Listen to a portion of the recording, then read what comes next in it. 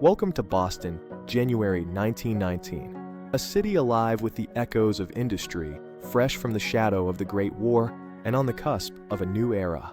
But beneath the veneer of ordinary life, an invisible timer was ticking down on a disaster so bizarre, so unprecedented, it sounds like something from a cartoon. Yet, it was devastatingly real. In the heart of Boston's bustling North End stood a colossal steel tank, 50 feet tall and 90 feet in diameter. It was a behemoth, brimming with over 2 million gallons of thick, crude molasses. This wasn't for baking cookies. It was destined for fermentation into industrial alcohol, a crucial component for wartime munitions.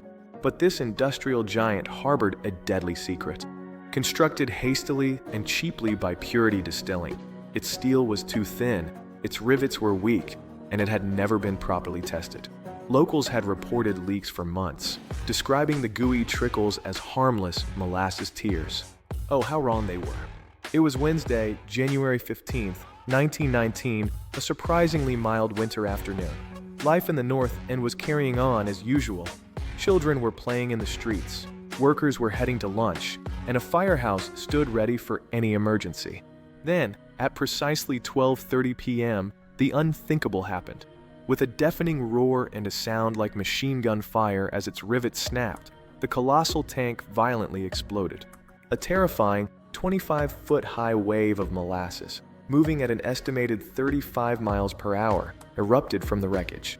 This was no ordinary flood. This was a liquid battering ram. The molasses tsunami ripped through the busy street, obliterating everything in its path. Tenements were crushed, an elevated train support column was obliterated, derailing a train, and the local fire station was swept away, trapping its brave occupants. People, horses, and even entire buildings were engulfed, dragged, and drowned in the incredibly viscous, suffocating goo. The sheer weight and stickiness made escape nearly impossible. In mere minutes, 21 lives were lost, and over 150 were injured in the most bizarre disaster in American history.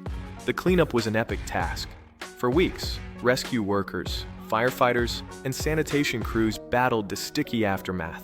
They used salt water from the harbor, sand, and shovels, but the molasses clung to everything, penetrating cracks and soaking into the ground. Horses and trucks struggled through the gooey streets. It was an arduous, miserable job, and for years afterwards, on hot summer days, Bostonians swore you could still catch a faint, sweet scent of molasses drifting through the North End. The disaster ignited one of the longest and most complex lawsuits in Massachusetts history. After years of testimony, Purity Distilling was found liable.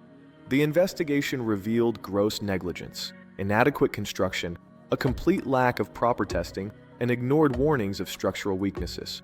The Great Molasses Flood, for all its tragic absurdity, became a landmark case, forcing industries to reevaluate their engineering and safety standards.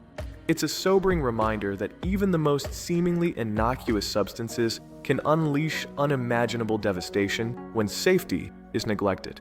And so, the sweet disaster of 1919 serves as a bizarre, unforgettable chapter in Boston's history. What do you think is the most bizarre historical event? Let us know in the comments below. Don't forget to like, share, and subscribe for more untold stories from history.